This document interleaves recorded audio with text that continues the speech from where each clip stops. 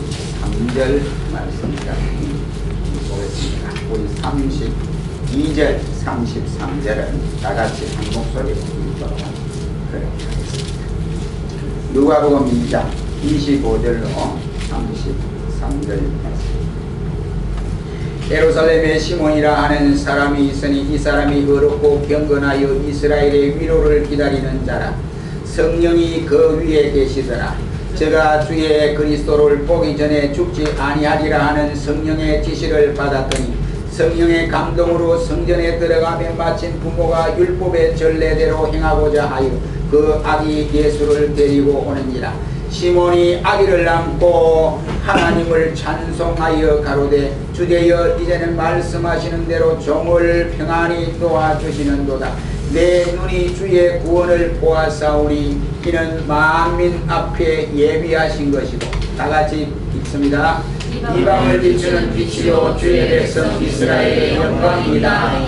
그 부모가 그 아기에 대한 말들을 이으리더라. 아멘. 찬양 대 찬양으로 영광을 돌리겠습니다.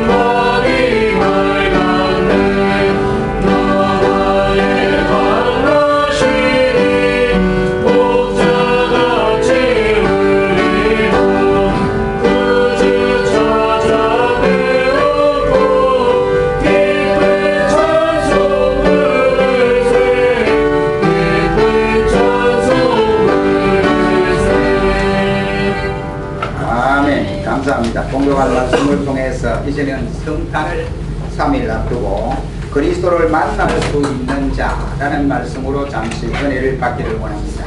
오늘 공독한 본문 말씀에 보면 예루살렘에 사는 시몬이라고 하는 사람이 소개되어 있습니다. 이 시몬은 경건한 사람이었다라고 성경은 말씀을 하고 있습니다. 당시의 유대 학자들 가운데 대학자들이라고 하면 7명밖에 없었는데 그 중에 이 시몬이 7명 중에 대학자로서 손이 뽑히고 그의 아버지 할례니 학교를 이와 같이 세웠는데 그 할례니 학교의 교장으로서 이와 같이 일을 했던 사람입니다. 오늘 봉독한 본문 말씀에 보면 이 사람은 사내들인 공회 회원이기도 하고 또 이 사람은 이와 같이 높은 지위에 있으면서 바로 경건하고 의롭게 살았고 또한 메시아를 기다리는 열망 중에 있었다 하는 모습을 볼 수 있게 됩니다.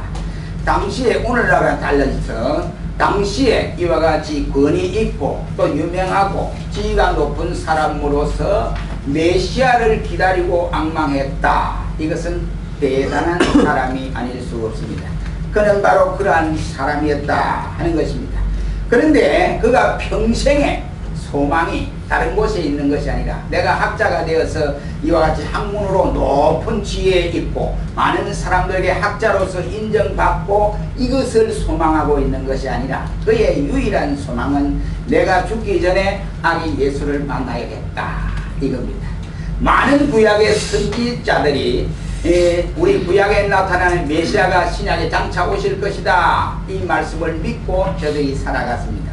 그런데 많은 구약의 이와 같은 선지자들이 만나보지 못한 아기 예수를 이 시몬은 만나왔다 이겁니다. 그래서 오늘 본장에 보면 2장에서 예수님을 안고 하나님 앞에 찬양을 드리는 모습까지 나타나고 있는 모습을 볼 수 있게 됩니다. 이제 우리는 이 성탄을 이제 3일 앞두고 우리도 이 성탄을 맞이해야 되는데 이 한국교회뿐만 아니라 우리 스스로가 이것을 맞이해야 되는데 우리가 과연 이 성탄절에 하나의 절기로 끝나버려서는 안 된다고 하는 사실입니다. 그냥 절기로 끝나버리면 아기 예수의 이 탄생일을 그냥 스쳐 그냥 묻고 지나가는 이러한 형태가 되어져 버립니다. 그러므로 우리는 성탄절을 통해서 아기 예수님을 만나야 예수님을 만나는 역사가 일어나야 된다 이런 말입니다. 그냥 교회는 오고 입술로는 찬송을 부르고 이래야지만 근성으로 이렇게 해서 되는 것이 아니고 순간순간마다 우리가 예수님을 만나는 사람인가 예수님을 만나고 살아가는 사람인가 이것을 우리가 체험하면서 우리 시므이의 이와 같은 모습을 보면서 우리도 예수님을 만나는 이러한 축복이 이번 성탄절에 넘치기를 주의 이름으로 축원합니다. 여기에 시므이는 어떤 사람이었던가 25절에 보면 예루살렘에 시몬이라는 사람이 있으니 이 사람이 어렵고 경건하여 이스라엘의 위로를 기다리는 자라 이렇게 말씀을 하고 있습니다. 첫째는 그는 이스라엘의 위로를 기다리는 자였다 하는 사실. 그러므로 예수님을 만날 수 있었다 이런 말입니다. 이 세상 가운데서 우리가 위로받기를 싫어하는 사람은 아무도 없습니다. 어떠한 어려운 가운데 처했을 때 그 어려움에서 누구를 통해서든지 위로받기를 원합니다. 성도들은 또한 하나님 앞에 위로받기 원하고 목회자를 통해서 위로받기를 원하고 목회자에 통하여 입에서 나오는 그 하나님의 말씀을 통해서 위로받기를 원하는 것이 당연한 일입니다. 목회자도 역시 마찬가지입니다. 하나님 앞에 위로받고 위로받을 수 있는 위치에 있으면 위로받으려고 하는 것이 당연한 일입니다. 그러므로 이 세상에 살아가는 신불신간의 어느 누구를 막론하고 나는 위로 같은 거 필요 없다 이런 사람이 있다고 한다면 그 사람은 아마 사람이 아닐지도 모르겠습니다. 짐승이다 이 말이죠. 애니멀이다 이 말이죠. 그렇다고 한다면 사람으로 태어난 모든 인생들은 누구를 막론하고 적은 것이든 큰 것이든 간에 위로받기를 원하고 있다 이 말이죠. 그런데 여기 시므이가 받았던 이스라엘의 위로 이 말은 무슨 위로냐 우리의 육신의 위로보다도 먼저 가장 중요한 의미를 품고 있는데 이것은 영적인 위로다 이런 말이에요. 사람으로부터 먼저 받는 그 위로도 중요하지만 그 위로가 아니고 하나님으로부터 받는 위로다 이것을 말씀하고 있는 것입니다. 이는 곧 그리스도 예수로부터 받는 위로다 라고 할 수가 있습니다. 요한복음 14장 27절에 예수님께서 이렇게 말씀을 했습니다. 평안을 너희에게 끼치노니 곧 나의 평안을 너희에게 주노라. 내가 너희에게 주는 이 평안은 세상이 주는 것 같지 아니하다. 세상이 주는 평안하고 예수님이 주는 평안은 다르다 이 말이에요. 세상이 주는 평안은 육신적으로 조금 위로가 되고 있을지 모르지만은 그러나 영원하지 못해요. 그러나 주님께서 주시는 위로는 영원한 것입니다. 그래서 예수님 말씀에 이와 같이 세상에 주는 위로와 내가 주는 위로가 이렇게 큰 차이가 있다 다르다 라고 말씀을 하고 계시는 것입니다. 하나님께서 주시는 위로 바로 하늘에서 주신 평안은 세상에서 주는 위로와 비교도 안 된다 이런 말씀입니다. 우리가 욥을 들 수 있습니다. 욥이 얼마나 공경에 처했습니까? 우리가 어려움에 처해 있는 사람이 어려움을 당하면 그런 대로에 견뎌나갈 수 있습니다. 그러나 동양에서 가장 부자였던 욥은 하루아침에 다 재산 날려버리고 자식 다 죽고 이런 상황에서 정말로 위로받기는 힘이 아닐 수 없습니다. 힘이 듭니다. 그런데 새 친구가 그번에 찾아왔습니다. 욥에게 위로를 하겠다고 찾아왔습니다.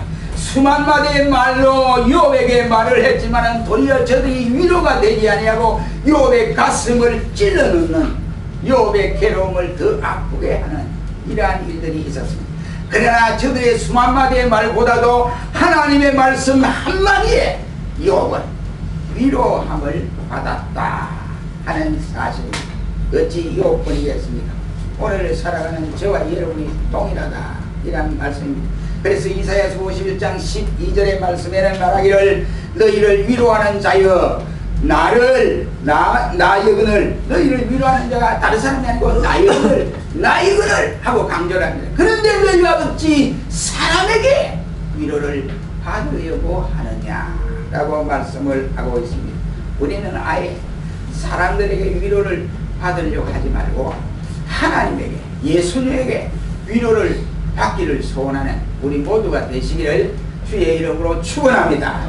그래야 됩니다. 사람이 위로받으면 그 순간은 뭐 못하고 그 순간은 뭐 기쁘고 즐겁고 이래야 할지 모르겠습니다. 그러나 영원히 될 수 없습니다.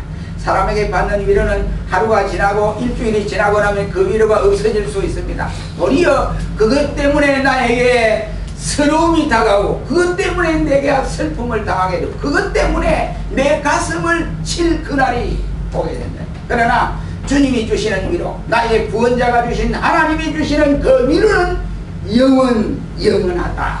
그러니 우리가 먼저 하나님 앞에 위로받기를 소망을 해야 한다 이런 거예요. 우리가 전도서 2장 24절 말씀에 보면 사람이 먹고 마시며 수고하는 가운데서 심령으로 낙을 누리게 하는 것보다 더 나은 것이 없나니 내가 이것도 본즉 하나님의 손에서 나는 것이다 했습니다. 육신적인 위로보다도 내 심령에서 얻는 이 위로가 대단히 크다 이 말이죠. 그것이 어디서 나왔느냐? 하나님 자신에게서 나왔다라고 말씀을 하고 있습니다. 이 말은 뭐냐? 세상적인 사람의 위로보다 하나님이 주시는 위로, 예수님이 주시는 위로가 최고의 으뜸이다. 이것을 말씀하고 있는 것입니다. 영혼의 위로를 받아야 우리는 만족을 얻을 수가 있습니다. 이 영혼의 만족과 위로는 오직 하나님께로서만 오는 것이다 이 말이에요. 고린도후서 7장 6절 말씀에 보면 비천한 자들을 위로하시는 이는 오직 하나님이시라 그 말씀을 하고 있습니다. 이와 같이 왜냐? 그 하나님은, 예수님은 바로 우리의 구원자가 되시고 우리의 죄 문제를 깨끗하게 해결하시는 분이고 우리를 구속해 주시는 바로 그러한 분이기 때문에 그렇습니다. 죄가 있는 자에게는 위로가 될 수가 없어요. 우리가 그 사실이 시편 6편 1절 이하의 말씀에 보면 다윗이 그 죄를 짓고 얼마나 괴로워한 장면을 볼 수 있습니다. 그는 고백하기를 그 바세바를 통해 죄 지은 것을 이제 들통이 나잖아요. 들통이 나니까 이제 선지자 나단이 와서 콕 찔렀습니다. 그러니까 그 자리에 자기가 그때부터 이제 괴로움을 당하는 거예요. 괴로움을 당하는데 뼈가 얼마나 쑤시는 듯한 이러한 괴로움을 느꼈다 했습니다. 그래서 다윗이 이제 몸이 살이 빠지는 거예요. 그래서 이와 같이 살이 점점 빠지는 이러한 어려움도 겪었다 했습니다. 그가 얼마나 괴로웠던지 간에 내 영혼이 떨리더라 했습니다. 부들부들 떨리더라. 그래서 그가 이와 같이 하나님 앞에 기도하니까 눈물이 펑펑 쏟아지고 자기가 듣고 있던 혀가 축축할 정도로 이렇게 되었다 라고 말을 하고 있습니다. 눈이 또 새하였다 했습니다. 얼마나 걱정하고 근심하고 떨렸으면 눈까지도 이와 같이 어둠침침하게 되었더라 했습니다. 그리고 그는 근심하였더라고 했습니다. 그러나 이러한 죄를 다 속해주신 그리스도만 옆에 있으면은 모든 것이 해결되어지는 것입니다. 위로가 넘치게 된다 이란 말씀입니다. 우리 성경에 보면 죄 많은 여인이 예수님에게 찾아왔다는 일이 있습니다. 그래 찾아왔는데 예수님이 그냥 찾아서 예수님 감사합니다 이것은 끝난 것이 아니고 값비싼 향유를 예수님 머리에서부터 발끝까지 부어드렸습니다. 그래서 눈물로 예수님 발을 씻는 머리털로 예수님의 발을 닦아드렸다 라고 했습니다. 그때 그 여인이 그가 받은 은혜의 위로가 넘쳤더라고 말씀을 하고 있습니다. 그러기에 오늘 본문에 나온 시몬 역시도 이스라엘의 위로를 기다리고 있었다 라고 말씀을 했습니다. 이는 곧 메시아를 기다렸다는 말입니다. 제로 상황 이스라엘은 메시아가 오셔야만이 모든 문제가 해결됩니다. 그렇다고 한다면 이스라엘 뿐이겠습니까? 오늘 살아가는 저와 여러분에게도 죄라고 하는 이 문제를 해결할 일은 예수님밖에 없다 이 말이죠. 그러니 예수님 구주 탄생을 통해서 우리가 다시 한번 각인하는 역사가 일어나야 됩니다. 우리의 위로자가 되시고 구속자가 되시는 예수님은 기다리는 자에게 만나 주시는 것입니다. 우리의 주님께서 다시 오실 때에 우리에게 어떤 모습으로 이와 같이 나타나느냐, 우리의 눈물을 씻어주신다고 요한계시록은 말씀을 하고 있습니다. 그 눈물은 나 때문에 흘린 눈물이 아니라 예수 때문에 흘린 눈물이요, 믿음을 지키려고 애쓰다가 이와 같이 많은 환난과 고통 가운데서 흘린 눈물입니다. 그때 우리가 눈물을 흘리는 우리 장면을 보고 많은 사람들이 울기는, 죄송한 이야기입니다, 내가 그 액면 그대로를 여러분의 빨리 깨닫게 하기 위해서 하겠습니다. 용서하고 들으십시오. 조금 욕대만 나와도 울기는 치료하려고 우느냐? 울기는 왜 꼴 좋다고 우느냐? 이렇게 사람들이 그럴 거 아니에요. 그때 그 말에 우리는 더 충격을 받을 뿐만 아니라 어느 누구에게 이거 뭐 할 수 있는 게 없습니다. 그러나 그때 마지막 때는 주님이 오셔서 내가 흘렸던 눈물 자국, 내가 흘렸던 눈물을 손수 닦아주신다. 그게 위로이다. 믿기를 축원합니다. 아멘. 그런 위로가 주님께로부터 우리에게 다가오는 위로다, 이런 말입니다. 그래서 시몬은 보통으로 기다리는 것이 아니었습니다. 그는 의롭고 경건함으로 기다렸다 라고 말씀을 하고 있습니다. 사람들에게 의롭게 살고 하나님을 향하여 경건하게 살면서 기다렸다 이 말입니다. 얼마나 믿음 생활하기 어려운 시대입니까? 우리 역시도 의롭고 경건하게 살기란 너무너무 힘이 듭니다. 왜? 대세가 엉뚱한 데로 가니까. 그러니 자기만 지키려고 하면 예를 묻는 거예요. 에이, 혼자 꼴깍지인다, 혼자 진리 다 지키는 채 하는구나, 별의별 소리 다 듣습니다. 그렇게 지키기가 어렵습니다. 그러므로 우리도 시몬이 같이 이와 같이 어렵고 경건하게 산, 그래서 이스라엘의 위로를 기다리는 저와 여러분이 되시기를 주의 이름으로 축원합니다. 축원합니다. 두 번째는 26절 말씀에 제가 주의 그리스도를 보기 전에는 죽지 아니하니라는 성령의 지시를 받았다 했습니다. 이것은 뭐냐? 환상을 가진 사람이 주님을 만난다, 이런 말입니다.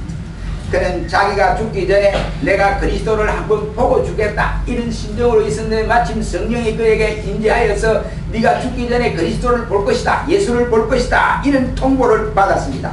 그러니까 그는 마침 예수님을 만나야겠다고 하는 이 꿈, 이 비전이 자기의 가슴에 가득 찼습니다.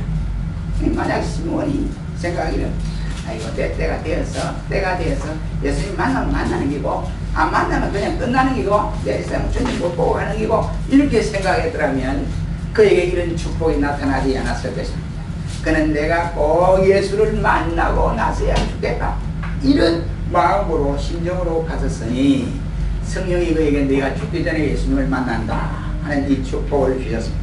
시몬이 이러한 환상을 가졌기 때문에 불의한 세상에서라도 의롭게 살아갈 수가 있었습니다. 당시의 유대인의 대학자 가운데 7명 중에 한 사람입니다. 그렇다고 하면 학자들도 그랬을 거 아니에요. 학자들도 지금 오늘 이 시대에 뭐 예수가 언제 날 것도 모르고 뭐 그러는데 뭐 예수님을 찾고 그러느냐, 뭐 그럴 필요 없어, 이런 사람도 있을 것이고 별의별 사람. 제가 아는 서울대학 교수 철학 박사 이름도 가면 하도 오래됐어요. 그 어르신, 그분 지금 아마 이제 은퇴를 했습니다. 예수 믿어야 됩니다. 그랬더니 하는 말이, 그 사람이 누구냐면은 우리 옛날 자유당 시대 때 국회 부의장인 황성수 목사님하고 친구예요. 고향 친구예요. 그래서 황 박사님도 늘 권고하고 있는데 그 예수를 믿어 삽니다. 그랬더니 그분 하는 말이, 나 서울대 철학 박사요, 철학 교수요, 이래. 서울대 철학 교수하고 예수 믿는 거하고 무슨 관계 있습니까? 그랬더니 안 되지. 그래. 왜 안 되느냐? 자기가 예수를 믿으면 이때까지 철학을 주장했던 그것이 다 수포로 들어가고 아무것도 남는 게 없대요. 그래서 저는 후덕불, 나는 예수를 못 믿겠노라고 그래 얘기하냐고. 그래 참 안타까운 사람이에요. 자기의 지식이 자기 학생들에게 가르친 것이 이것 때문에 이것이 가시가 되어 예수 못 믿겠더라. 그래서 결국은 그분이 아직도 예수 안 믿어요. 아마 돌아가실 날이 오늘 내일 하고 있습니다. 여러분, 예수 믿는 것이 그렇게 쉬운 것이 아닙니다. 예수 믿는 것이 내가 믿고 싶다고 해서 믿어지는 것이 아니잖아요. 하나님의 성령을 통해서 내게 깨닫게 하시고 고백하게 하는 이 역사가 일어나야 믿어진다. 그런 사람은 어떤 사람이냐? 에베소 1장 4절 말씀에 믿기로 작정된 자요, 그러니까 그리스도 안에서 만세 전에 예정된 자라고 할 수 있습니다. 믿어지십니까? 아멘. 믿어지십니까? 아멘. 아멘을 크게 하세요. 이원하는 거. 네, 믿어지십니까? 아멘. 네, 그렇게 되는 거예요. 그렇다고 한다면 이 시므이 그가 이와 같이 불의한 세상 가운데서 경건하게 살아간다고 하는 것은 보통 일이 아니다. 자기 가슴에 이와 같이 꿈이 있기 때문에 예수를 만나야 내가 된다, 예수 안 만나면 내가 안 죽는다, 이런 꿈이 있었다, 비전이 있었다, 이런 말. 그래서 그는 환상을 보았기에 폐해간 세대에 거뜬히 믿음 지키고 나갈 수가 있었습니다. 많은 사람이 그를 조롱하고 이와 같이 해도 그는 경건하게 살 수가 있었습니다. 우리가 구약에 보면 이 요셉은 자기가 꿈을 꿨는데, 우리 잘 아듯이 창세기 말씀에 꿈을 꿨는데 이 11 형제들의 이 곡식단이 자기 단을 향하여 꾹뻑 절을 하는 이런 꿈을 꿨습니다. 그리고 해와 달과 별이 11별들이 이와 같이 자기의 일을 향하여 이 절을 하는 이러한 꿈을 꾸었습니다. 그때 요셉은 그 꿈을 가슴속 깊이 새기고 새겼습니다. 그래서 그는 이와 같이 평생 동안 그 꿈을 저버리지 아니하고 하나님이 분명 그때가 되면 나에게 이렇게 해주시리라, 이것을 믿고 살아갔습니다. 그래서 한마디로 말하면 요셉은 환상을 가지고 살아간 사람이었다, 이런 말. 그러니 아무리 자기 형들이 다 10형들이 미워해도 요셉은 끄떡하지 아니하고 믿음 지켜 나갔습니다. 오직 그뿐이겠습니까? 그가 이와 같이 애굽에 팔려가서 종사를 해놨는데 보디발의 집에 갔습니다. 보디발의 집에 가서 이와 같이 억울하게 감옥에 간데도 그는 흔들리지 아니하고 그 꿈을 가슴에 안고 그 비전을 없이 하지 아니하고 그대로 될 것이다 하고 믿고 나가게 됐다, 이런 말. 그러니 사랑하는 성도 여러분, 가슴에 비전이 있다, 가슴에 꿈이 있다, 이 하나님이 축복하는 거예요. 환상이 없는 백성은 우리 성경에 망할 수밖에 없다고 말씀을 하고 있습니다. 성경에 많은 사람들이 크나큰 환상을 가지고 살아가면서 저들이 승리하는 모습을 우리가 많이 볼 수 있습니다. 그 예로 노아는 120년 이후에 홍수로 멸할 세상 심판을 내다본 거예요. 그래서 그는 그 가슴에 이와 같이 이 심판이라고 하는 이것이 가슴에 비전을 하였고, 이 자기에게 준 것은 바로 방주를 만들어라, 이런 비전이. 땡땡한 날씨 가운데 비도 안 오는데 방주, 그것도 강가에서 만드는 것도 산꼭대기에 만들어야 돼. 많은 사람들이 막 욕을 하고 야단 것을 저 미쳤다, 노아가 미쳤다 했어. 근데 노아는 그렇지 않습니다. 가슴에 120년 후에는 하나님이 피로 세상을 심판한다, 이것을 가슴에 묻어두고 차곡차곡 방주 짓고 자기 할 일 하루하루 해가면서 나중에 안 되니까 자기 가족만이라도 구원을 이루어야겠다, 이런 마음으로 살아갔습니다. 모세도 그렇지 않습니까? 히브리서 11장 말씀에 보면 하나님은 반드시 살아 계셔서 자기를 찾는 자들에게 상 주심을 믿어야 할지니라 고 했습니다. 그는 하나님의 상급의 위대함과 말세에 대한 축복에 대한 이러한 환상을 가지고 있었습니다. 그래서 잠시 동안 죄악의 낙을 누리는 것보다 하나님의 백성과 함께 고난받는 것을 즐거워했다 라고 말씀을 하고 있습니다. 마태는 크나큰 환상을 봤습니다. 그래서 그는 예수님께서 세리에게 야, 나를 따라오너라, 내가 너희를 사람 낚는 어부가 되게 하마. 그러니까 그 좋은 자리를 버려두고 예수님을 쫓아갈 수가 있었습니다. 바울 사도는 세계 복음을 위해서 이 세계를 복음으로 정복해야 되겠다, 이 마음이 가슴에 가득 찼습니다. 이것이 꿈이었습니다. 그래서 그는 말하기를 로마를 복음으로 정복해야 당시의 세계 복음이 이와 같이 쉽사리 이루어진다 하는 사실을 알고 그는 로마로 가기를 간절히 기도했고 또 그렇게 가야 되었습니다. 시편 118편 17절 말씀에 보면 내가 죽지 않고 살아서 여호와의 행사를 선포하겠다 라고 시편 기자는 고백을 했습니다. 내가 죽지 않고 살아서 여호와의 행사를 선포한다. 이 말이 무슨 말입니까? 내가 사는 것이 이와 같이 내 육신을 위해서, 우리 자녀를 위해서, 나를 위해서, 사업 성공을 위해서 사는 것이 아니라 바로 내가 살아서 조금이라도 더 살아서 하나님의 영광을 선포하는 자가 되도록 생명을 연장시켜 이렇게 살겠다, 이런 말씀이 되겠습니다. 여러분, 그렇다고 하면 그 가슴에 꿈이 없으면, 비전이 없으면 절대로 할 수 없는 일이라고 할 수 있습니다. 그러므로 우리는 사나두구나 여호와의 영광을 위해서 해야 합니다. 오늘 본문의 시몬은 성령의 지시를 해준 대로 환상을 따라서 그리스도를 기다렸다 라고 말씀을 하고 있습니다. 사랑하는 성도 여러분, 우리 역시도 성탄절을 앞에 놓고 믿음의 큰 환상을 가슴에 간직하시기를 주의 이름으로 축원합니다. 세 번째는 27절을 한번 보겠습니다. 시작. 27절 시작. 성령의 감동으로 성전에 들어가며 마치 부모의 율법의 계례대로 행하고자 하여 그 아기 예수를 드리고 온지라. 예, 성령의 감동으로 어디에 들어가세요? 성전에 들어가며 마침 누가?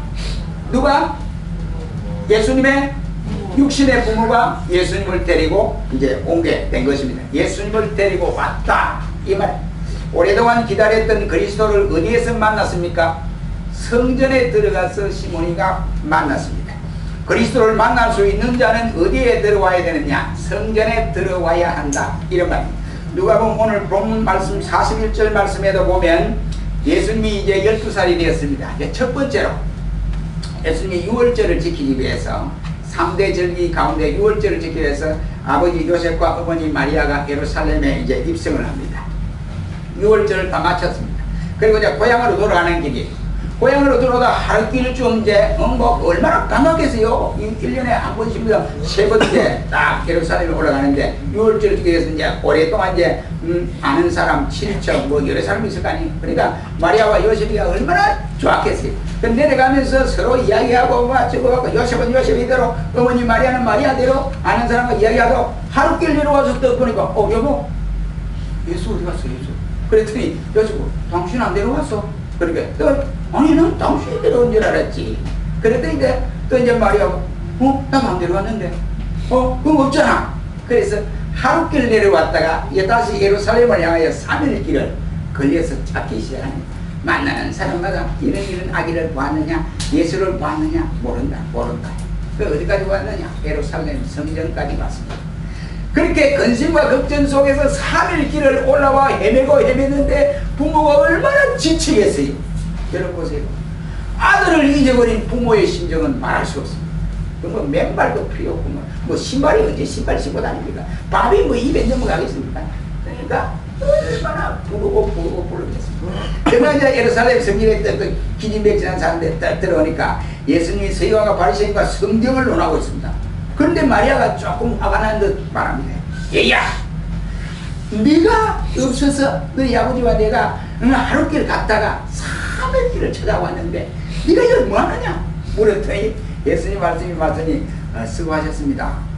이런 말씀 안 하고 내가 아버지 집에 있는 줄을 왜 알지 못했습니까? 라고 말씀을 했습니다. 여러분, 아버지 집에 있는 줄 왜 알지 못했느냐, 이런 말.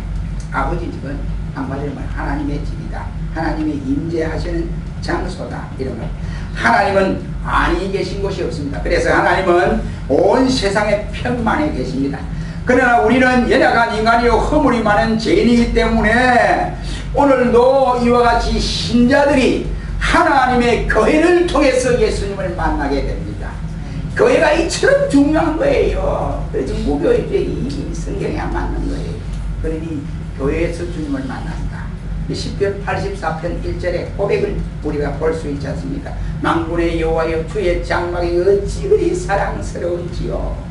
내 영혼의 여호와를 바로 앙망하며 그 궁정을 사모하여 바로 내가 쇠약함이며 내 마음과 육체가 생존하신 하나님께 부르짖나이다 라고 했습니다. 그 다음에 84편 4절에는 주의 집에 거하는 자가 복이 있나이다. 저가 항상 주를 찬송하리다 이고 10절 말씀에는 말하기를 주의 궁정에서 한날이 다른 곳에서 첫날보다 나은즉 나는 바로 하나님의 집에 문지기로 있는 것이 악인의 집에 첫날에 있는 것보다 더 낫다. 이런 고백을 하지 않았습니까? 또 욥은 말하기를 여호와의 문설주 곁에 서는 자들이 복이 있다 라고 말씀을 하고 있습니다. 그러니 하나님의 교회에 있는 자가 복이 있는 거예요. 이스라엘이 이와 같이 오늘 본문의 말씀에도 시편 84편의 말씀과 오늘 본문의 시몬이 겪었던 이 모습, 시편 84편에 나타난 이 시편의 이 기자는 당시에 바벨론으로 끌려가서 고국을 그리워하며 고국에 있는 예루살렘 성전을 그리워하면서 읊었던 시라고 할 수가 있습니다. 다니엘은 바벨론으로 포로가 끌려간 다음에 날마다 그는 예루살렘을 향하여 창문을 열어놓고 하루에 3번씩 기도를 했다라고 했습니다. 예루살렘이 자기의 가슴에 들어오지 않으면, 예루살렘을 잊어버리면 기도할 필요가 있겠습니까? 그리고 또 다른 신에게 경배한다든지 절을 하고 또 기도를 하면 사자고로의 집을 얻는다고 하는 왕의 도장이 찍힌 것을 알면서도 그렇게 할 수 있겠느냐 이란 말입니다. 성전에서 한날이 다른 곳에서 첫날보다 낫다는 성도들의 고백이 이어져야 한다. 왜냐? 성전에 올라가서 찬송과 기도와 말씀으로 그리스도를 만나서 교제할 수가 있습니다. 믿기를 축원합니다.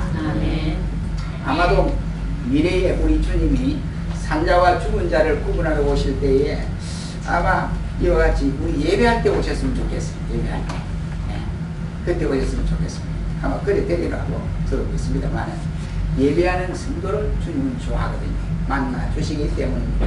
오늘날 무교적 교회 필요 없다. 별로 필요하냐. 예수님 재림하면 다 끝나는데 이 말 교회가 필요합니다. 무용지물이 아니라 이 말이죠. 모이기를 해치는 이와 같은 무리들이 얼마나 많습니까? 그러나 성전을 사모하는 것은 그리스도를 사모하는 것이기 때문에 그렇습니다. 그리스도를 사랑하는 자는 그의 성전을 사랑하고 사모하게 됩니다. 예나 지금이나 예수님을 사랑하고 신앙 좋은 사람들은 성전에 안 나오고는 못 배겨요. 그래서 금식도 하고 나와서 금식도 하고 기도도 하고 찬양도 하고 와서 이와 같이 자기가 하나님 앞에 이와 찬양으로 영광을 돌리는 이런 경우도 있습니다. 그런데 중요한 것은 그냥 성전에 들어가는 것이 아니었다. 어떻게 들어가느냐? 성령의 감동으로 들어왔다 하는 사실입니다. 성령의 감동이 아니고는 성전에 올라올 수도 없습니다. 다른 곳에는 성령의 감동이 없어도 얼마든지 자연자재할 수가 있습니다. 가고 싶은 대로 갈 수가 있습니다. 성전에 올라오는 것만은 성령의 감동하심이 있어야 합니다. 그렇다면 오늘 저와 여러분이 예배하러 여기 왔는데 여러분 힘으로 왔습니까? 힘으로 왔습니까? 성령의 감동으로 오셨지요? 네, 성령의 감동하심으로 성령께서 교회 가자. 오늘은 주일이다. 하나님이 거룩하게 구별된 날이다. 또 내일 모레 3일 만에 있으면 성탄이다. 그 성전에 안 가고는 못 뺀다. 가자 하고 성령께서 우리를 조명하고 불러주시기 때문에 온 거예요. 그래서 우리가 예배해야 합니다. 성령의 감동대로 기도도 하고 성령의 감동대로 예배도 드리고 성령의 감동대로 찬송을 하고 성령의 감동대로 설교도 하고 성령의 감동대로 은혜를 받아야 한다. 이런 성령의 감동이 없어요. 그래서 우리 성경은 성령을 희망하지 말아라 그 말씀을 합니다. 성령을 근심시키지 말아라 그 말씀을 합니다. 성령을 소멸하지 말아라고 말씀을 합니다. 그래서 그리스도를 만날 수가 있는 것이다. 성령을 통해서 만날 수가 있다. 성령의 인도를 받는 사람이라야 그리스도의 탄생을 축하할 수 있고 성령의 감동 따라 살아야 재림하실 예수님을 만날 수가 있습니다. 그리스도의 탄생은 곧 하나님께서 사람을 만나기 위해서 사람의 모양으로 이 세상에 오셨습니다. 그러므로 성탄을 기념하기 위한 가장 귀한 것은 뭐 성금을 하고 이사가고 이렇게 하고 다 중요한 겁니다. 그러나 중요하지만 그보다 더 중요한 것은 뭐냐? 오신 예수님을 만나야 된다. 오신 예수님을 만나라. 그리스도를 만나는 것이다. 그러므로 우리는 오늘 본문에 나온 시몬처럼 우리가 그리스도를 만나야 안나처럼 그리스도를 가슴에 안고 하나님 앞에 찬양을 올려야 됩니다. 그리스도를 가슴에 안고 찬양을 해야 되고 그리스도를 마음에 모시고 기도도 해야 합니다. 그리고 우리는 이제 다시 오실 예수님을 만난다라고 하는 이 소망이 가슴에서 차고 넘쳐야 합니다. 다시 오실 주님을 만날 수 있는 사람은 첫째 이스라엘의 위로를 기다리는 사람이다. 어렵고 경건하게 살면서 기다리라. 둘째는 그리스도를 만나야겠다고 하는 이러한 환상을 가진 사람이다. 셋째는 성령의 인도를 따라 성전에 들어가는 사람입니다. 우리 모두 이번 성탄절을 이러한 심의의 자세로 예수님을 만나는 성탄절이 되시기를 주의 이름으로 축원합니다. 기도하겠습니다. 전능하신 하나님 아버지 감사